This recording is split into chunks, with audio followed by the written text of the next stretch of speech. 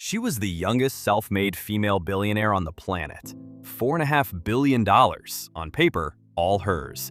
She wore a black turtleneck, spoke in a low, steady voice, and promised to change medicine forever with a single drop of blood. There was just one problem. The machine never worked. Not once. Not really. And the people who believed her weren't fools. They were two former Secretaries of State, a Secretary of Defense, the richest families in America. She looked all of them in the eye and sold them a miracle that didn't exist. This is how she did it. And why, right now, from a prison cell, the same dream is trying to come back to life. How do you convince the sharpest people in the world to hand you $900 million for a box that does nothing? And once the lie is that big, how do you keep it running for over a decade? Stay with this one, because the ending you think you know isn't the ending. Her name is Elizabeth Holmes, and the story starts with a real fear and a real idea. She was afraid of needles, terrified of them, and she had a thought that sounded almost too good to argue with. What if you never needed the big needle again? What if a single pinprick, one drop of blood from your finger, could run hundreds of tests? Cancer, diabetes, infection, all of it from a drop. In 2003, at 19 years old, she dropped out of Stanford to build it. She called the company Theranos. She called the machine the Edison, after the inventor, and she started selling a future that medicine had wanted for 100 years. The pitch was magnetic, and she played the part perfectly. The black turtleneck, borrowed straight from Steve Jobs. She hired the designers who built Apple's stores. She trained herself to speak in a voice lower than the one she grew up with. Reporters started calling her the next Steve Jobs, and she did nothing to stop them. Silicon Valley wanted so badly to believe in her that almost nobody looked inside the box. If they had, they'd have seen it didn't work. But the money came anyway, and not from amateurs. The Walton family, the people behind Walmart, put in $150 million. Rupert Murdoch put in over $120. Betsy DeVos, $100. All told, investors handed Theranos more than $700 million, and some counts put it near $945. And then there was the board. Look at who lent her their name: Henry Kissinger, George Shultz, two former Secretaries of State, James Mattis, the future Secretary of Defense, who believed in her so much he invested $85,000 of his own money. A 19-year-old dropout had assembled a wall of the most powerful men in America, standing behind a machine that did not function. By 2014, Theranos was valued at $9 billion. It began with a magazine cover.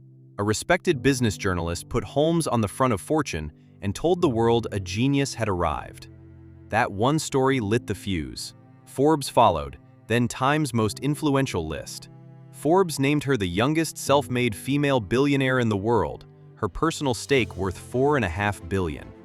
She gave TED Talks. She was invited to the White House. She had become, in every way that mattered to the public, a saint of science.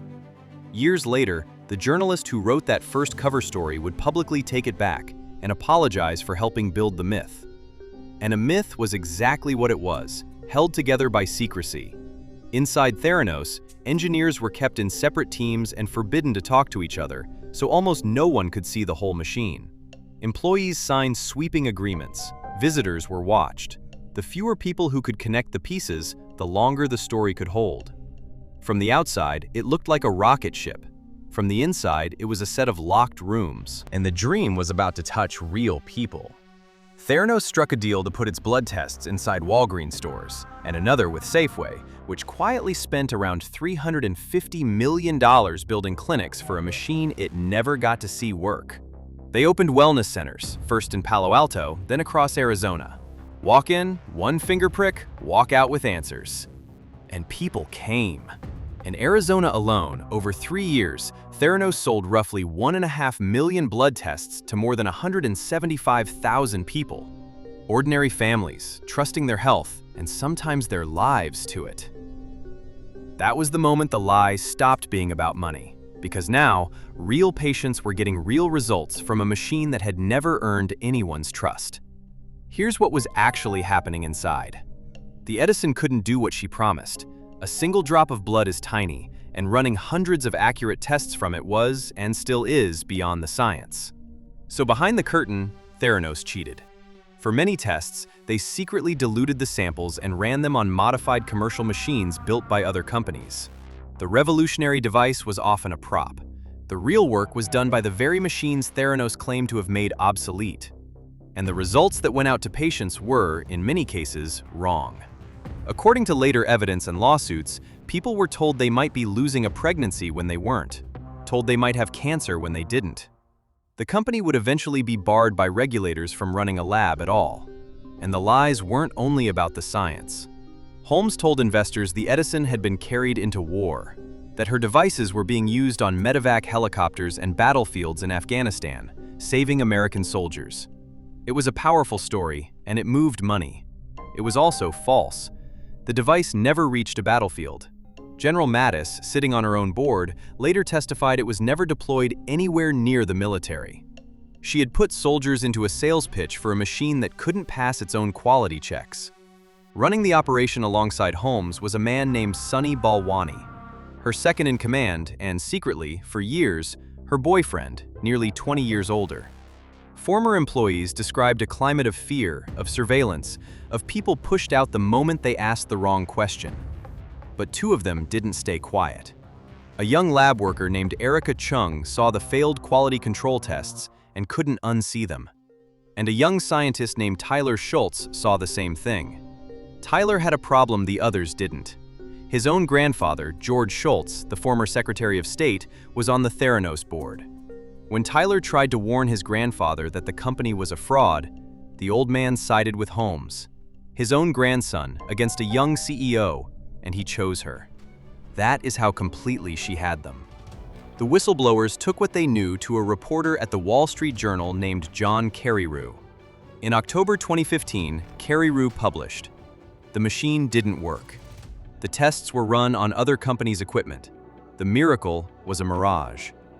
Holmes fought back hard. Her lawyers threatened the whistleblowers, followed them, pressured their families. And she went to one of her own investors to try to kill the story, Rupert Murdoch, who happened to own the Wall Street Journal.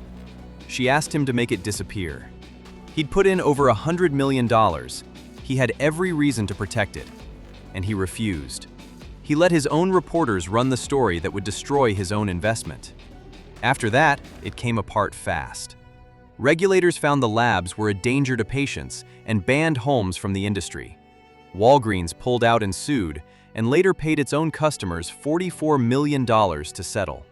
Theranos agreed to refund every Arizonan who'd bought a test, $4.5 million back to the people it had used as a proving ground.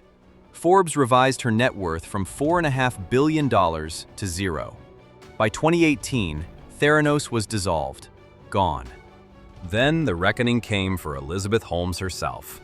She was charged with fraud. The trial ran for months in 2021. She took the stand in her own defense, and her defense was stark. She blamed Sunny Balwani. She testified that he had controlled and abused her for years. Balwani denied it. The jury listened to all of it. In January 2022, they convicted her on 4 counts of defrauding investors. On the charges related to patients, they acquitted her, a line that still stings for the people who got those results. In November 2022, she was sentenced to 11 years and 3 months in federal prison. Balwani was tried separately and got 13. Together, they were ordered to pay $452 million in restitution. In May 2023, the woman who was going to change the world reported to a federal prison camp in Texas. She appealed. In 2025, she lost. The Ninth Circuit upheld the conviction and refused to hear it again. Her sentence has quietly been trimmed for good behavior, and as it stands, her release date is December 2032. And that is where most tellings of this story stop. The villain caught, the empire gone, the lesson learned. Except it doesn't stop there. Because while Elizabeth Holmes sits in that prison camp, her partner, a man named Billy Evans, the father of her 2 children, has been raising money for a new company. It's a blood testing startup. It's called Haemanthus. The word is Greek for blood flower. According to reporting, Evans has already raised millions and is chasing tens of millions more, pitching a small machine that uses lasers to scan blood, saliva, and urine and detect disease. a little box that promises to catch cancer early. If that sounds familiar, you are not the only one who noticed.